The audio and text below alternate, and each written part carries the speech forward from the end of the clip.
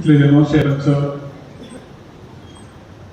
उन कर्तव्यों के बारे में, उन सदाचारों के बारे में चर्चा कर रहे हैं, क्योंकि जीवन में आते ही जीवन उस लक्ष्य की ओर सफलतापूर्वक बढ़ने लग जाता है जो लक्ष्य सुधी जन तैयार करते हैं अथवा नहीं है तो दूसरों के माध्यम से उनको प्राप्त करने का प्रयास करते हैं।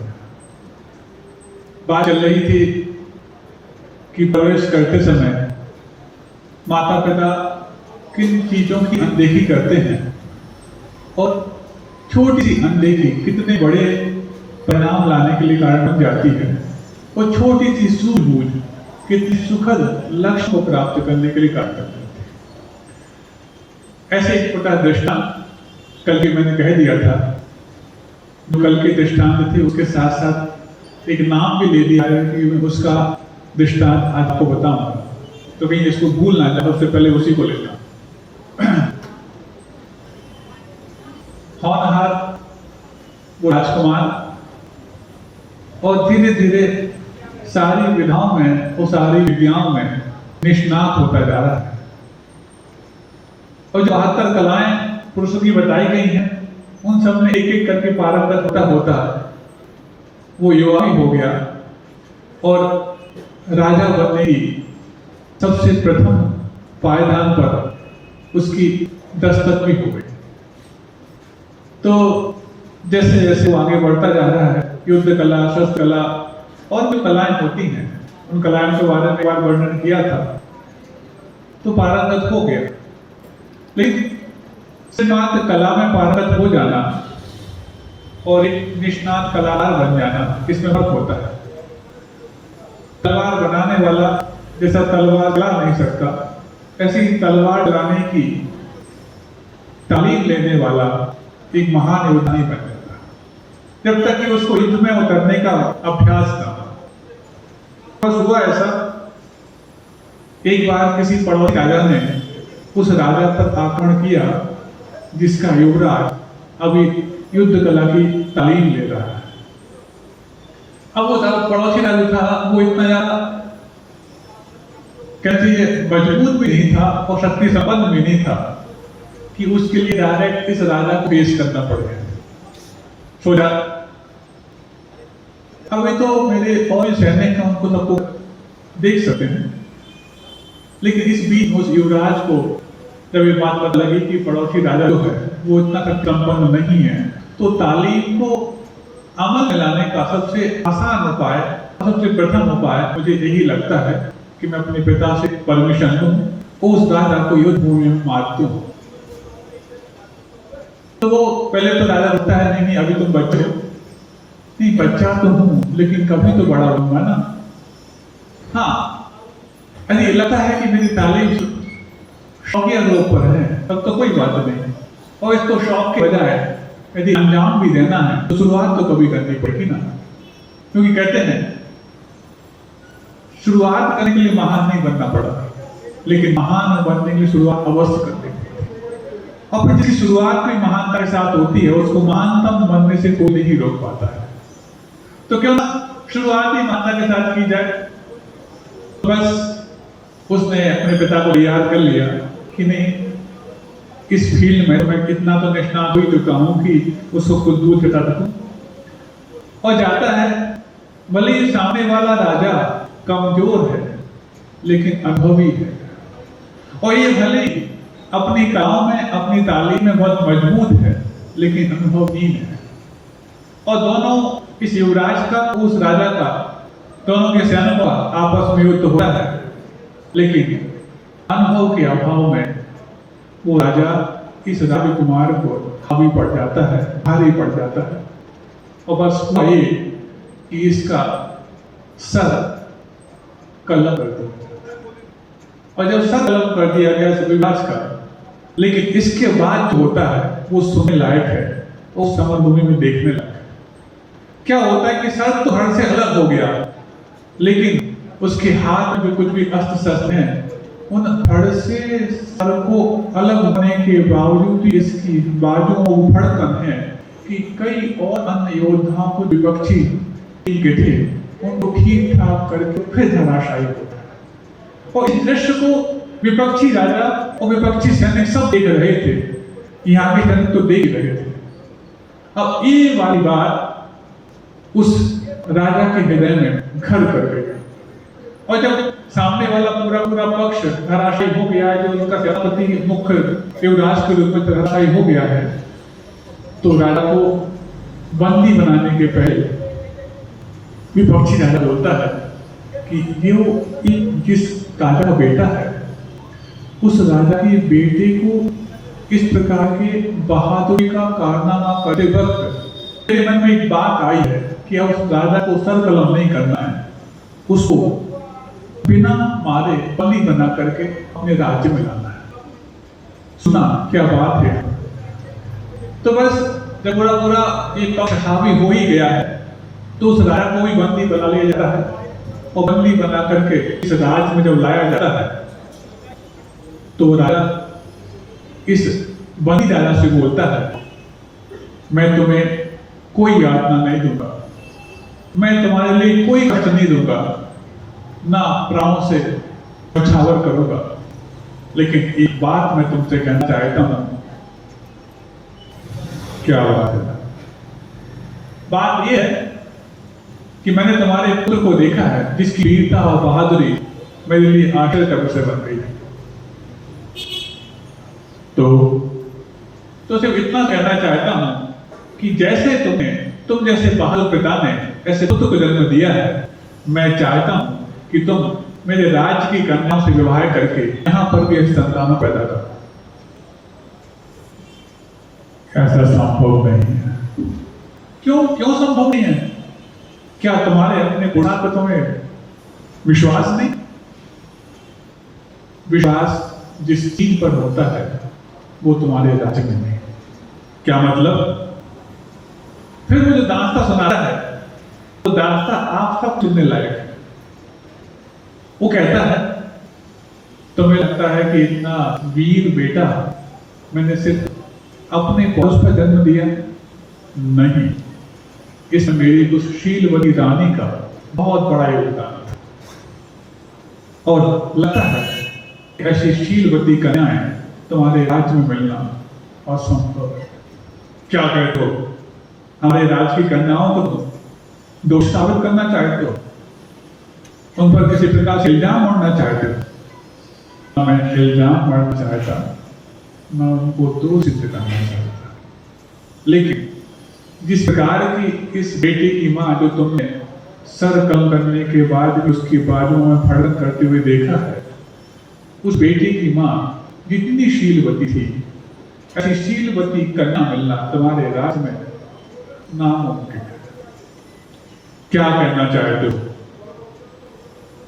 तो फिर वो अपने उस बेटे के जन्म के पूर्व की रास्ता और जन्म के बाद की रास्ता बताता है। बोलता है, तुम्हें लगता है ये वीर बेटा किसी एक विशेष पुरुषार्थ की देन है, लेकिन इसमें विशेष पुरुषार्थ नहीं, विवेकपूर्ण पुरुषार्थ का बहुत बड़ा योगदान है। क्या? बोले, जब ये बेटा पैदा हुआ, और चूंकि वो जो इसकी मां थी, जो मेरी रानी, वो जो मेरी पत्नी थी, वो इतनी शीलवती थी कि कहीं पर पुरुष के सामने किसी प्रकार का मुंह ऊंचा करके भी नहीं दिखती थी। और मुंह ऊंचा करने की बात हो तो वो अपने साधारण संतोष और अपनी शीलवत में इतनी आगे की थी, कितनी आगे की थी। एक बार वाकया, जब एक कुछ ही महीनों था जो बेटा तुमने धराशायी कर दिया है, वो जो कुछ ही महीनों का था, तो उस वक्त मैं अपने कक्ष में प्रवेश किया, यहाँ पर रानी और बेटा था। तो मैं कुछ राग भरी बातें अपनी उस रानी से करने लगा, तो रानी तुरंत जवाब देती है, आपको लज्जा नहीं आती पर पुरुष के सामने ऐसी राग भरी बातें करते? बोले, पर पुरुष? यहाँ पर कौन सा पर पुरुष? तो इशारा करती है, ये तो लेटा हुआ है। अरे ये तो अपना बेटा है, वो तो 2-4 महीने का, ये क्या कुछ समझे? बोले, कुछ भी हो, ये मेरे लिए पर पुरुष है, और पर पुरुष के सामने इस प्रकार की चेष्टाएं मैं बर्दाश्त नहीं कर सकती। और इतना ही था, ये शब्द उसने क्या समझे होंगे उस बेटे ने, वो तो कुछ महीनों का था, लेकिन इस वार्तालाप को सुन करके उस बेटे ने अपना मुंह ढक लिया। अब बताओ, क्या अपने बेटे को भी पर पुरुष मानने वाली कन्याएं तुम्हारे राज्य में संभव है? उस राजा का मुख सर्व से झुक जाता है, उसके चरणों में गिर करके नतमस्तक हो जाता है। शायद हो सकती हैं और नहीं भी हो सकती। तो जब कोई अपने राज्य पर विश्वास पूरा नहीं है, तो तुम इतने आत्मविश्वास से कैसे कह सकते हो कि मैं ऐसा वीर बहादुर, ऐसे वीर संतानों को तुम्हारे राज्य में विवाह करके पैदा? आपको बात समझ में आ रही है? परवरिश करते समय किन किन बारीक चीजों का ध्यान रखा जाता है। ये तो उस बच्चे की बात है जिसके माता पिता अभी उस बच्चे की 2-3 साल की उम्र में परवरिश कर रहे हैं, 2-3 महीनों की उम्र में परवरिश कर रहे हैं। और जब बच्चे 2-3 साल के, 10-10, 15-15 साल के और बड़े हो जाते हैं, उस वक्त भी जब आपकी अनर्गल चेष्टाएं चलती रहती हैं, तो क्या आप उम्मीद ये करते हैं कि आपके बेटे सत्यवान हरिश्चंद्र, आपके बेटे मर्यादा पुरुषोत्तम राम होंगे, आपके बच्चे आचार्य पूर्व विद्यासागर जी महाराज जैसे संत बनेंगे, आपके बेटे बड़े महाराज इन महाराज जैसा कीर्तिमान स्थापित करेंगे। और ये सब कीर्तिमान स्थापित करने लायक बनाने में उनके माता पिता कितना योगदान होता है, ये आपको इस घटना से संकेत करना है और संदेश लेना है। यहाँ पर तो बच्चों के सामने और युवा हुए बच्चे, उनके सामने तक भी दो अर्थी बातें चलती रहती हैं। और दो अर्थी बातों में बेटा तो समझ जाता है और सर से अपना मुख झुका लेता है, आंखें नीची कर लेता है, लेकिन आप लोगों को इस प्रकार की चेष्टा करने में भी सर नहीं आता। और फिर उम्मीद यदि करते हो कि हमारे बच्चे समाज पे चलेंगे, हमारे बच्चे संस्कारवान बनेंगे, हमारे बच्चे नेक राह पे चलेंगे, ये उम्मीद ही बेमतलब ही है।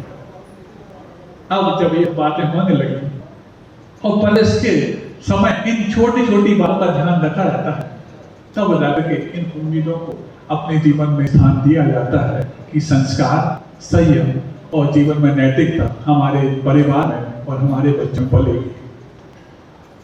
लेकिन अब जीवन उस तरफ बढ़ रहा है जब यहाँ पर इस ब्रेवरी की बात नहीं, इस ब्रेव की बात नहीं, बेव की बात है। ब्रेव मतलब बहादुरी होता है और बेव का मतलब वो होता है जिसको तरंग बोलते हैं, जो आज आपके जीवन में वेब सीरीज के रूप में घुस चुकी है।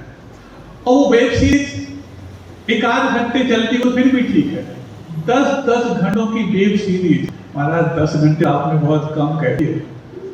10-10 दिनों तक चलने वाली वो वेब सीरीज जब आप और आपके बच्चे एक साथ देखते हैं, अब वो सीरियल की बात तो बहुत छोटी हो गई और पीछे खसक गई। अब तो OTT का जमाना है और OTT के जमाने में वेब सीरीज चलती हैं और वेब सीरीज में वो सब चलती हैं बातें जिनमें संकेत और संदेश देना बहुत ना के बराबर होता है, लेकिन मुहूर्त देना सबसे पहले होता है। तब तो जाकर के उनकी वेब सीरीज को आपके बच्चे रात को 9 से लेकर के सुबह 3 बजे तक देख पाएंगे। अरे सुबह 3 बज जाते हैं क्या? रात के 3 होते हैं, वो तो रात के 3 नहीं, वो सुबह के 3 होते हैं, क्योंकि साइंस ऑफ स्लीपिंग जिनने सुन रखा है और बताया गया है, उनको पता है कि सुबह कब होती है और रात कब होती है। अब इस वेब सीरीज के जमाने में यदि आप एक साथ बैठ के, ये बहुत बड़ी बात है, पढ़ने की बात, क्यों आपकी मैं जाकर एक्सरसाइज करूं, पहले आपकी हौसला अफजाई कर दूं कि इस वेब सीरीज जब एक साथ आप और आपके बच्चे एक साथ देखते हैं, चाहे सीरियल देखते हो, चाहे वो अनुभवा देखते हो, सब कुछ देखते हो, उस जमाने में भी कम से कम आप और आपके बच्चे यहाँ आकर के इन सब बातों को एक साथ एक पांडाल में सुनने लायक बना पाए हैं, तो इसका पूरा का पूरा श्रेय परम पूज्य आचार्य पूर्व विद्यासागर महाराज को जाता है, जिनका आशीर्वाद आपके जीवन में इस प्रकार फलीभूत रहा है कि अब आप वेब सीरीज की बजाय यहाँ पर कुछ और सीरीज देखने जा रहे हैं, सुनने जा रहे हैं। तो जब बच्चे जब बढ़ते हैं और बढ़ते बढ़ते वो सब सीख रहे होते हैं, जिन सीख को अंजाम देने में आपको बहुत कुछ झेल लगता है। जीवन तो लगता ही है, लेकिन जीवन लगना तो हर व्यक्ति के बस की बात है, लेकिन उस जीवन में कुछ ऐसा चिन्ह लगाना जो आपके लिए कई ग्रहण को लगने से बचाने के लिए कारण बनता है, उन सबको भी सीखना आवश्यक है। क्या सिखाया जाए और क्या सीखा जाए? बात चल रही है उन बच्चों की परवरिश की जो छोटे होते हैं, नौनिहाल हैं। उनके सामने सबसे पहली बात, मैं बार बार इस बात को कहता हूँ और बार बार कहना इसलिए लाजमी समझता हूँ, आप इस चीज को छोटी मोटी बात ना समझें कि अपने बच्चे में सत्य बोलने का माहौल क्रिएट करें, सच को स्वीकार करने के लिए उनके अवसर प्रदान करें। और सच को स्वीकार करने का अवसर यदि आप प्रदान कर दिया है तो बाकी संस्कार को प्रदान करने की आपके पास जरूरत हो या ना हो, आप पार पा देंगे। उसके बाद फिर उनकी उन छोटी छोटी चीजों को किस प्रकार से हम अप्रिशिएट करते हैं, उनकी हुनर को, उनकी अपेक्षाओं को, उनकी उम्मीदों को किस प्रकार से हम देखते हैं, ये शायद आपको इस पालन करते वक्त पता लगता नहीं लगता, हमें नहीं मालूम। कैसे उम्मीद की जाए और कैसे पालन किया जाए। जब बच्चे बड़े हो रहे होते हैं, एक छोटा सा दृष्टांत याद आ गया। एक बच्चा आर्किटेक्ट बनकर के आ गया। उसके पहले उसने इंजीनियरिंग सीखी, आर्किटेक्चर कुछ कोर्स भी कर लिया, और जब कर लिया घर पे आया, इतने संस्कार तो माता पिता ने दिए ही थे कि वो अपने स्वयं की उम्मीदों को पूरा करने के पहले माता पिता भाई बहनों की उम्मीद भी पूरी कर रहे। पुराना मकान, उस मकान को नया करने के बाद, नए ढंग बनाने के बाद, जो घर में ही आर्किटेक्ट है तो उसने स्वयं चला के कहा कोई बात नहीं, जितना हमारे पास फंड है उस फंड में भी एक अच्छा सुंदर सा घर बन सकता है, लेकिन उसको बनाने में जो अनावश्यक खर्च होते हैं, उन खर्च को शायद मेरी जो हुनर है, मेरी जो तालीम है, कम करने में पर्याप्त है।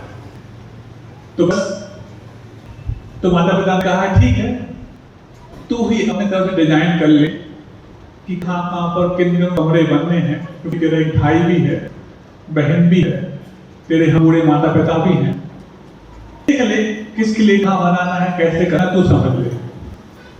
और उसे जब पहला ही केस अपने घर का मिला तो उसको देख करके जब उसने अपना घर का नक्शा डिजाइन किया तो सभी के लिए एक अच्छा बेहतरीन सा कमरा बन जाए, सबके अपने अपनी सुविधाओं से युक्त वो घर बन जाए, ऐसा उसने वो नक्शा प्लान किया। और जब प्लान कर रहे थे तो क्या लिखा, उसने सब देख लिया कि हाँ माँ के लिए होना चाहिए, माता पिता के लिए होना चाहिए, भाई के लिए, बहन के लिए, भाभी के लिए, सब कुछ, और बच्चों के लिए भी ये। सिर्फ उस घर में जो सिर्फ जगह रह गई थी उसमें छोड़ दिया, कोई बात नहीं, मैंने मेरा कर्तव्य सबके लिए, मैं उस नक्शे में बता दूंगी कौन सा कमरा किसके लिए अच्छा माना जाएगा, सुविधा युक्त होगा। अब आगे सब समझदार तो लगे लोग हैं ही, शेष जो स्थान होगा उसके लिए नाम बोल देंगे कि एक कमरा दे। और जब बड़ी उम्मीदों के साथ कि मैंने अपने घर का नक्शा सबसे पहले बनाया हुआ है, अपने माता पिता और भाई के सामने, भाभी के सामने पेश करता है, और पेश करता है तो सब बड़े खुश होते हैं, बहुत अच्छा, बहुत अच्छा, बहुत अच्छा। लेकिन जब खुश होते हैं उसके बाद जो एक अंतर अपेक्षा उस आर्किटेक्ट के मन में थी कि ये लोग स्वयं बता देंगे कि तेरा जो कमरा कहाँ है, पूछ लेंगे, वो पूछ नहीं पाते हैं, तो बोल देंगे कि तू यहाँ बना ले अपना। लेकिन इसने पूछा और ना किसी ने बताया, अब इतनी सी बात को अंदर 30 क्यूब में आर्किटेक्ट घर कर दिया। ना माँ ने पूछा, ना पिता ने पूछा, ना भाई ने, ना भाभी ने, ना उनके बच्चों ने कि अंकल आपका कमरा कहाँ पर है। सबने सोचा स्वयं आर्किटेक्ट है, स्वयं डिसाइड कर लेगा, स्वयं डिजाइन कर लेगा। लेकिन वो सोचता था जब मैंने सबके लिए डिसाइड किया और डिजाइन किया है तो मैं खुद के लिए क्यों सोचूं, क्योंकि मेरे बारे में सोचना तो इनका फर्ज है। जब मैं इनके बारे में सोचने का फर्ज निभा सकता हूं तो मेरे बारे में इतने सारे लोग क्यों नहीं सोच सकते। लेकिन किसी ने नहीं सोचा, और इस तो सोचने में किसी की स्वार्थ नहीं था, लेकिन स्वार्थ नहीं होने के कारण विवेक भी नहीं था। विवेक क्या, इतनी सी विवेक, हम छोटे छोटे बच्चों की परवरिश करते समय किन किन विवेकों को खो जाते हैं, और इन छोटे से विवेक को अपने साथ रखने पर कितने बड़े दुष्परिणाम चिपक जाते हैं, आप आगे सुनना है। बस उसके बाद से वो जो आर्किटेक्ट था डिप्रेशन में चला गया। डिप्रेशन में चला गया कि क्या खाना पीना बंद हो गया। माता पिता सब तो उसका इलाज करने की कोशिश कर रहे हैं, लेकिन उस बात की तह तक नहीं पहुंच पा रहे हैं कि ऐसी कौन सी बात है जो उसको खाई जा रही है कि वो बात खाने के कारण एक खाना छोड़ दिया है। कोई नहीं समझ पा रहा, और बस एक दिन जब हद हो गई तो सुसाइड कर लेता है। 94% आर्किटेक्चर में अपनी डिग्री में लाने वाला, जिसका दिमाग कितना ऊंचाई को छूने वाला होगा, तब तो 94% आया। पूरे शहर में उसके इतने मार्क्स लाने की वाहवाही थी, लेकिन एक छोटी सी माता पिता की कमजोरी उसको तबाही के लिए कारण बन गई, वो आत्महत्या कर दिया। क्या आप अपने आसपास के परिवेश के बारे में सजग हैं? क्या आप अपने बच्चों के बारे में चलने वाली धारणाओं से बचित हैं? क्या आप अपने बच्चों की भावनाओं को प्रोत्साहित करते हैं अथवा खिलवाड़ करते हैं? और उम्मीद तो करते हैं कि आपके बच्चे 90 अबव लाए, लेकिन 90 से अबव लाने बच्चों के अंदर कितनी हायर एक्सपेक्टेशंस होती हैं, क्या आपको पता है? आपकी एक्सपेक्टेशन उनके बारे में तो बहुत कुछ है, उनसे तो बहुत कुछ है, लेकिन उनकी भी उसी तरीके से आपके प्रति हायर एक्सपेक्टेशन बढ़ने लग जाती हैं। और आपको एक सर्वे का एक रिपोर्ट बताना चाहता हूं, सबसे ज्यादा डिप्रेशन के शिकार यदि कोई होते हैं तो IITians होते हैं, और उसके बाद होते हैं तो IIM के बच्चे होते हैं, जिनको आप अपने उम्मीदों पर खरा उतरने के लिए दिन रात मेहनत करने की सबक देते हैं, सबक सिखाते हैं। उनके अंदर अपनी उम्मीदों की एक बार पूरा न होने पर सबसे ज्यादा डिप्रेशन उनके माता पिता के बोलता है। और आप सोचते हैं कि बच्चे यदि 90 और नहीं लाए तो किस काम के? इसलिए मैंने उस दिन कहा कि आज बच्चों के 100 मार्क्स लाना क्या उस व्यवस्था का दोष है या हम बच्चों के हुनर को आगे बढ़ने का सबब है? हमें लगता है कि आज के बच्चे इतने होनहार हो गए हैं कि 100 में से 100 मार्क्स लाना उनके लिए बाएं हाथ का खेल हो गया और लुटकों का खेल हो गया है। क्योंकि आज भी UPSC में 55% मार्क्स लाने वाला भारत में टॉप करता है। जब 55% मार्क्स लाने वाला UPSC जैसे एग्जाम में भारत में टॉप लेता है, तो ऐसी कौन सी वो चीज आपके घर में देवदूत बनकर आ गई है कि 100% मार्क्स आपके बच्चे लाने लगे हैं? आप लोग ने भी 3 सालों में 100% मार्क्स लाए होंगे। बात समझ में आई? जब आपके बच्चे 90% लाते हैं तो आप लोग बोलते हैं हाँ बेटा बहुत अच्छा कि हम 2 साल में लाए थे, कोई बोलता हम 2.5 साल में लाए थे, कोई बोलता हम 3 साल में लाए थे, कुछ तो बोलते हम 10 साल में लाए थे, क्योंकि हम 3 साल तो एक क्लास में पढ़ रहे थे। लेकिन आपके बच्चे इतने होनहार हैं कि 3-4 साल के मार्क्स एक साथ ला बैठते हैं। ऐसी कौन सी आपने अनुभूति पिला दी? कौन सा उनको हॉर्लिक्स को बॉर्नवीटा दे दिया? और कौन सा आपने उनके लिए कॉम्पैक्ट लाके दिया जो कॉम्प्लान और कॉम्प्लान लाने के कारण? इससे उस व्यवस्था का दोष है जिस व्यवस्था में आपके अंदर एम्बिशंस हायर करी जा रही हैं षड्यंत्र की तरह कि नहीं 100 मार्क्स और A+ ग्रेड और A++ ये सब ग्रेड जो की जा रही है, इसके पीछे दोष उस व्यवस्था का है जो आपके अंदर अपेक्षाओं की अतिरेक करने के लिए कारण होता है। और जब अपेक्षाओं का अतिरेक मार्क्स के रूप में होता है और जीवन से मार्क्स सब कुछ नहीं होते, माँ की अन्य अपेक्षाओं में वो खड़े नहीं उतरते, तो डिप्रेशन के सर चढ़ के बोलता है।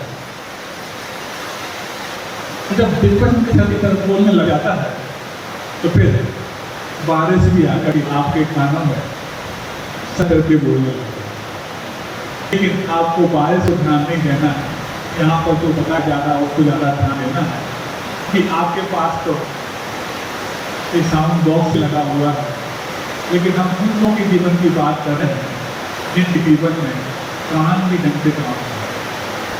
अब सुनो, जब ये हो गया उसके पश्चात जब परवरिश करते हो तब हम छोटी छोटी को नजरअंदाज करते हैं तो कुछ ऐसी गलतियां भी कर डालते हैं जो आपस में ही तुलना के कारण बन जाती है। हम तुलना करें, प्रतिस्पर्धा करें उन बच्चों से, उन अभिभावकों से, उन माता पिताओं से जो हमसे काफी ऊंचे दर्जे के हैं या हमारे से बहुत दूर हैं। लेकिन जब हम छोटी छोटी गलतियों को नजरअंदाज करते हैं तो हमारे घर में तुलनाएं पैदा हो जाती हैं। आपको सुनने में आ रहा है, स्पष्ट आ रहा है, स्पष्ट आ रहा है तब मैं अगले का दृष्टांत दूंगा, और नहीं आ रहा तो छोड़ कर दो, अभी दूसरी बात कर लो।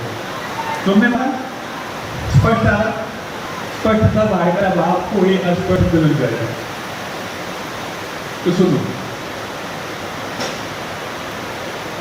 एक माँ अपने बच्चों को बहुत अच्छी संजीदगी से पालती थी, और जितना संजीदगी तरीके से पालती थी उतना ही उन सुखनाओं की पूर्ति भी करती और ध्यान भी रखती थी। लेकिन सब सुखनाओं की पूर्ति करते वक्त एक ध्यान रखना भूल गई, लेकिन ऐसा ना हो कि उन सुविधाओं की पूर्ति करते वक्त मेरे बच्चे तुलना के शिकार हो। ये आपकी घटी बात मैं कहता हूँ, आपके आसपास घटने वाली घटनाओं को जो सत्य घटना के रूप में मैं आपको बताना चाहता हूँ। शायद की प्रकृति को कुछ और मजबूर है, लेकिन आपकी प्रकृति यदि सुनने को मजबूर है तो कोई कितना भी मजबूर हो, आप इस मजबूती को रोक नहीं पाए। हुआ ऐसा, एक माँ जिसके दो बच्चे, एक बच्चा 6 साल का हो गया है और दूसरा बच्चा गोद। पहले क्या था उस बच्चे ने जो 5 साल का है कि माँ इस छोटे भाई होने के पहले मुझे बहुत दुलार करती थी, इतना प्यार करती थी कि मेरे लिए माँ भगवान से बढ़ती। लेकिन जब ये मेरा छोटा भाई आया हुआ है, मेरा उसे कोई दुश्मनी वाली बात नहीं है, मुझे उसे कोई दिक्कत नहीं है, लेकिन माँ को इस दूसरे भाई के आने से मुझसे ऐसी लापरवाही क्यों हो गई? मैं भी तो उसकी संतान हूँ, मैं भी तो उसी की गोद में पकड़ के थोड़ा सा बड़ा हो गया हूँ, लेकिन थोड़ा सा बड़ा हुआ हूँ।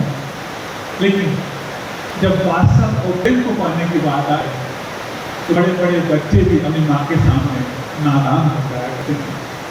और जब मैं नादान बन सकता हूँ, दादी के सामने पिता नादान बन सकते हैं, तो इस छोटे से भाई के सामने मेरी नादानी को वो प्रेम और वात्सल्य क्यों नहीं मिल रहा जिसकी अपेक्षा मेरे अंदर है? सुन रहे हो आपके घर की बात? धीरे धीरे क्या होता है कि बच्चा माँ से कई बार ये गुहार करता, माँ अब आप मेरे लिए पहले जैसा प्यार नहीं करते। नहीं नहीं देखो बेटा, अभी बच्चा छोटा है ना, देखो जिद नहीं करते, अच्छे बच्चे माँ जिद नहीं करते ना। अब वो बात को तुरंत जवाब नहीं दे पाता, माँ की बात करके पीछे हो जाता, लेकिन मायूसी उसी चेहरे पर अलग करती। लेकिन माँ क्योंकि छोटे बच्ची पर तो इतनी लगी हुई है कि उसको अपने बड़े बच्चे की मायूसी ध्यान नहीं आती। कई बार माँ के पास जाता, उसका पल्लू पकड़ता, जैसे कि बचपन में पकड़ता था, लेकिन माँ बचपन में पल्लू पकड़ने वाले उस बच्चे को गोद में उठाती थी, और आज जब पल्लू पकड़ा है तो वो कहती है चल हटना, काम कर ले। और इन सब चीजों को छोटा सा बच्चा ऑर्डर करता जा रहा है, और धीरे धीरे उसके अंदर एक भेद रेखा बन गई कि वाकई में अब माँ मुझे उतना नहीं चाहिए जितना छोटे को चाहिए। अब उसका खाना पीना कम हो गया, अब उसका माँ से उसकी अपेक्षाएं जो थी वो कम होने चली गई। माँ को लग रहा है कि मैंने उसको जो थोड़ा दुत्कारा है, उसको सबक मिल गया है कि अब वो ज़्यादा जिद नहीं करता, अच्छा रहा कम से कम। हमेशा हर चीज आड़ में सिखाई जाती, कई बार तारने भी बहुत कुछ सिखाया जाता है। ऐसा मान के मन खुश है कि मेरा बेटा जो बड़ा है बड़ा हो गया है और समझदार हो गया है। लेकिन समझदार वो इसको पहचानने तो हो गया है कि मेरी माँ मुझे उतना नहीं चाहती, लेकिन इतना समझदार नहीं हुआ है कि वो ये समझ पाए कि मेरे लिए अब इतना प्यार क्यों नहीं है? एक दिन क्या था, कोई छोटा जो था वो सोया हुआ था, माँ थोड़ा सा फ्री थी, अवसर आता है और दौड़ लगा करके माँ की गोद में बैठ जाता है। और जैसे ही माँ की गोद में बैठता है, पता नहीं माँ ने भी सोचा होगा बहुत दिन हो गए इस बड़े को दुलार नहीं किया है, उसके चेहरे पे हाथ फेरती है, सिर पे हाथ फेरती है, थोड़ा सा और अच्छी उसको दुलार करती है। बस जो उसके अंदर भटी हुई जो दबी जो भावनाएं थी वो बन करके बाहर आ जाती हैं। माँ, जैसा तू आज लाड़ मुझसे कर रही है, ऐसा बहुत दिन से बंद क्यों कर दिया है? सुनना, इस संवाद से अपने आप को टच करके सोना, और फिर इस संवाद में घुट करके अपने माँ के सामने आप इस प्रकार की वार्तालाप कर रहे हो तो कैसी संवेदना पैदा होती है उसको आप समझने का प्रयास करें। वो कहाँ संवेदनाओं को पूरी करने में हम कमी कर देते हैं, उसको तुलना भी करते हैं। तो माँ जब से छोटा हुआ है तब से मुझे चाहती नहीं, क्या मुझसे कुछ गलती हो गई क्या? अरे नहीं बेटा, तो समझता नहीं है, मैं तुझे भी उतना चाहती हूँ जितना छोटे को चाहती हूँ। नहीं माँ, इतना तो मैं जानता हूँ, तू आज उतना नहीं चाहती, क्योंकि तू जब मुझे छोटे में चाहती थी तब भी मैं उसको परखता था, और जब मैं बड़ा हो रहा हूँ तू पहले भले कुछ कह रही है, लेकिन मैं समझता हूँ कि तू पहले जैसा मुझे नहीं चाहती। नहीं नहीं बेटा, क्यों नहीं चाहूंगी? तू भी तो मेरा बेटा है। वही तो मैं कह रहा हूँ कि मैं भी तो तेरा बेटा हूँ। तू अभी बोलना क्यों करती है? तू भेदभाव क्यों करती है? अब माँ को समझ में आ गया कि बेटा की बात तो बहुत अंदर गहराई तक पकड़ चुका है, तो सब तो अगर करती है अपने बेटे के सामने। बोले बेटा, कहीं तुझे लगता है मैं छोटे को ज्यादा चाहती हूँ, तुझे कम चाहती हूँ? हाँ तो सुन, वो तेरा छोटा जो ना कुछ दिनों का मेहमान है। क्या मतलब? कुछ दिनों का मेहमान है मतलब कहीं और जाएगा क्या? मामा के यहाँ जाएगा, बुआ के यहाँ जाएगा, कहाँ जाएगा? नहीं बेटा, वो कुछ दिनों का मेहमान है, उसको एक बहुत बड़ी बीमारी हो गई है। तो बड़ी बीमारी हो गई है तो ठीक हो जाएगा ना। जब तुम्हें वो खाना आता है, मुझे भी बीमार होता हूँ, डॉक्टर के पास सुबह जाती है, मैं ठीक कर देती है, ऐसे तो ठीक कर दी। बोले बेटा, वो कुछ दिनों का मेहमान है, उसको बहुत बड़ी बीमारी का मतलब ये नहीं है कि वो कोई दवाई से ठीक हो जाएगा, किसी डॉक्टर से ठीक हो जाएगा। नहीं, वो ठीक नहीं होगा, वो भगवान के पास जाने वाला है। इसलिए कुछ दिनों का मेहमान है, मैं उसको इतना रात बात करती हूँ, उसके बाद तो तुझे सब कुछ मिलना है। अब बच्चा नहीं जानता कि भगवान के पास जाना क्या होता है। इसके बाद जो संवाद करता है वो आपको दिल को छूने वाले पर। वो माँ, यदि वो मेरा छोटा वाला भगवान के पास जाने वाला है इसलिए तू उसको इतना लाड़ प्यार करती है, तो बोले माँ मुझे भी भगवान के पास भेज दे ताकि मेरा प्रेम पहले जैसा मुझे मिलने लग जाए। मैं जब भगवान के पास जाऊंगा, मैं भी माँ मेहरबानी करने जाऊंगा ताकि तू भेदभाव ना करवाए। तो बच्चा अपने माता पिता का प्रेम पाने के लिए भगवान पर जाने के पास जाने के लिए तैयार है, और उस चीज को भी स्वीकार करने के लिए तैयार है। क्या आप इन सब चीजों को, इन सब संवेदनाओं को अपने बच्चों की परवरिश करते वक्त फील कर पाते? कहीं ऐसा तो नहीं है कि आपके ही बच्चे आपसे तुलना का शिकार करके आपसे अपने अंदर इतनी दूरी पैदा कर ली है कि उस दूरी को भगवान के पास जाना भी मंजूर करना नजदीकी आना जाता है। क्या आप तो ऐसा नहीं कर रहे? क्या आपको वो समय मिल पाता है अनुपमा से कि अनुपमा को छोड़ करके हम अपने बच्चों के अनुपम माता पिता बने? क्या आपको लगता है कि बेचीज को छोड़ करके अपने बच्चों जो अपनी पूंजी होते हैं उनकी सुरक्षा रख पाए? बाकी सब पूंजी और की सुरक्षा करने के लिए आप बहुत समय निकाल लेते हो, और नहीं है सीसीटीवी कैमरे लगा देते थे। लेकिन क्या आपको अपने बच्चों के अंदर रहने वाली भावनाओं को पढ़ने का कोई x-ray, D x-ray, CT scan और एमआरआई आपके पास है? वो डॉक्टर नहीं कर पाएंगे, वो सिर्फ और सिर्फ आप कर पाएंगे।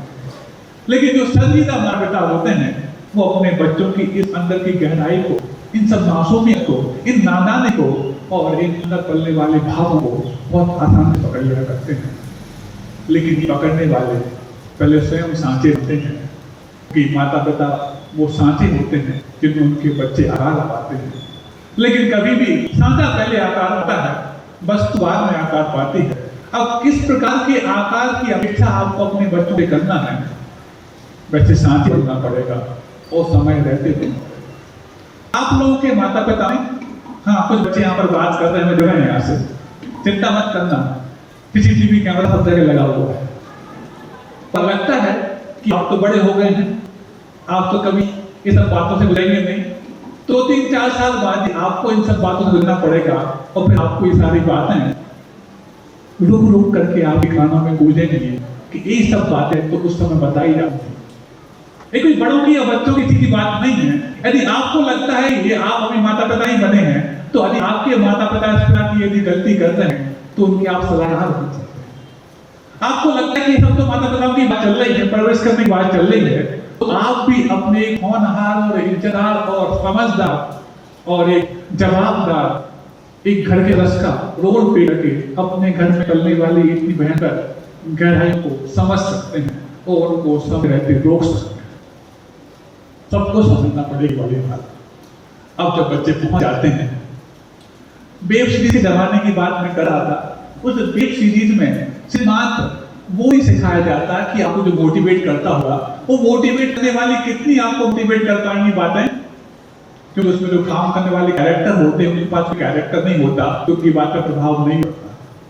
और यहाँ पर कोई भी साधु आपको 2 मिनट में समझाता है तो आप अंदर तक भीग जाते हैं, because action speaks louder than words. लेकिन उनमें जो सिखाया जाता है वो आपके अंदर कैसे कर जाता है। वहां पर जो सिखाया जाता है कि कॉलेज टाइम में ड्रग्स लिए जाते हैं, और ड्रग्स बहुत बड़ी बात हो गई, हेरोइन, कोकीन बहुत बड़ी बातें हो गई। अब तो ड्रग्स के बहुत नए नए नायाब आ चुके हैं, फिक्स, आयोडेक्स, ये महाराज जी बहुत पुरानी चीजें हो चुकी। अब आपको एक नई बात बताता हूँ, शायद आपको भी पता नहीं होगा कि आपके बच्चे ड्रग्स के कितने नायाब तरीके इलाज कर चुके हैं। एक बैलून आता है, उसको बाला बोलते हैं, फुक्का बोलते हैं, उसमें एक ऐसी गैस भरी होती है, आपको लगेगा कि आपका बच्चा जो कॉलेज में पढ़ रहा है, हाई स्कूल में पढ़ रहा है, हाई सेकेंडरी में पढ़ रहा है, वो कुछ नहीं, बैलून फुला रहा है मुख से। लेकिन वो बैलून आता है और बैलून फुलाते फुलाते फुलाते उसके अंदर की गैस उसके अंदर करती है, इतनी खतरनाक वो गैस होती है। सबसे सस्ता ड्रग्स करने का तरीका सबसे खतरनाक ड्रग्स मानी जाती है। ये आपको लगता है कि आपके बच्चे बैलून फुला रहे हैं, उसमें ऐसी गैस इंड्यूस की गई है कि जो आपके अंदर पहुंचते 2 दिन तक लगातार नशे में रख सकती है। आप घड़ों पानी उसके मुख में डाल दो, चेहरे पे डाल दो, उठा नहीं सकती है, और ज्यादा हो गया तो फिर पुलिस को उठा सकती है। ये ड्रग्स के नायाब तरीके आपके बच्चों ने खोज लिए हैं। क्या आपको पता है कि आपके बच्चे बैलून फुला रहे हैं या आपको बुला रहे हैं? और जिन बड़े बड़े स्कूल कॉलेज में भेज करके, बड़े बड़े इंस्टीट्यूट में भेजने की तमन्ना लेकर के आप बड़ी बड़ी कोचिंग्स में यहाँ भेजते हैं, उन कोचिंग्स में भी ये नायाब तरीके आ चुके हैं। आप ये मत समझना कि हमारे बच्चे तो कोचिंग हमारे नागपुर में ही ले रहे हैं। क्या परिश्रम कर रहे हैं, क्या उनके जीवन में हेल्प है, भगवान है, और क्या वो वाइब्रेंट हैं, और क्या रेलेवेंस है, भगवान है। बात समझ सबको आ रही है, क्योंकि वहां पर तो सिर्फ और सिर्फ उनकी जो ड्रेस है वो ऐसी होनी चाहिए कि ड्रेस के पैसे से ही कोचिंग वाले इसकी पढ़ाई की पूरी फीस अर्न कर सकें।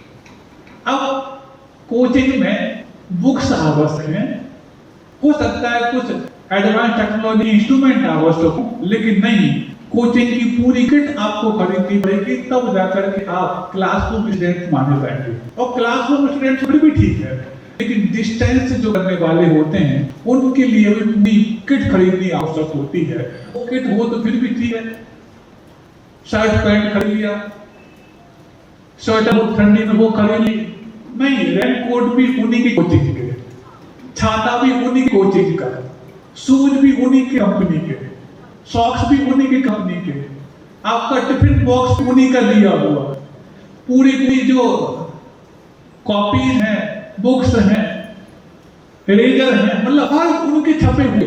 ये क्या कोचिंग है? ये कोचिंग है कि पूरा का पूरा एक व्यापार का अड्डा है? क्या उनका छाता यदि लेकर के कोचिंग में ना आए तो दिमाग में कुछ कम भर पाएगा? क्या उनका रेड कोट पहन जो भीगते हुए बच्चे जाए तो शायद उनकी जो विद्या है फिटोल जाएगी? क्या उनकी सूझ ना बने?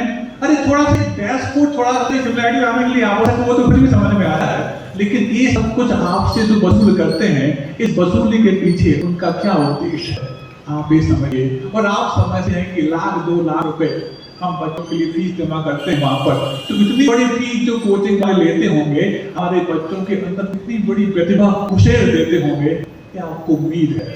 लेकिन उनके अंदर क्या प्रतिभा घुसती है? क्या वो बैलून घुसता है? इसकी गैस अंदर घुसे ही उनको ड्रग एडिक्ट बना देती है। आपको पता है, अब घर से बाहर बैठने की जरूरत नहीं है बच्चों को ड्रग एडिक्ट बनाने के लिए। आपके नागपुर के स्कूल ही और कोचिंग से इसमें बहुत बड़ा रोल प्ले करते हैं। बस आपको आवश्यकता है एक समझदार माता पिता बनने की, और आपको आवश्यकता है एक समझदार भाई बहन बनने की। मैं तो माता पिताओं की बात नहीं कर रहा हूँ, जो बच्चे जो यंगस्टर हैं, हो सकता है आपको आवश्यकता है एक समझदार दोस्त बनने की। कहीं आपका दोस्त जो यहाँ पर भी आता हो और वहां पर जाकर के ड्रेस लेता हो और आपको पता भी ना हो।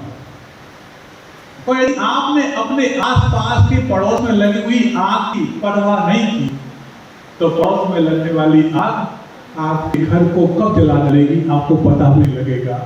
इसलिए आपको आसपास की भी चिंता करनी है कि मेरे आसपास कोई दुराचार में तो नहीं पल रहा है। भले ही शाम को सदाचार की कक्षा सुनने को आता है, लेकिन उसके अंदर सदाचार कितना आया पाया है, ये भी तहकीकात करना आपका ही फर्ज बनता है। समय पूरा हो गया है। अहिंसा और धर्म की, बोधि समाधि परिणाम शुद्धि, स्वात्मोपलब्धि शिशो की सिद्धि, चिंतामणि चिंतित वसुनाने त्वां वन्दामि सुखमास्तु।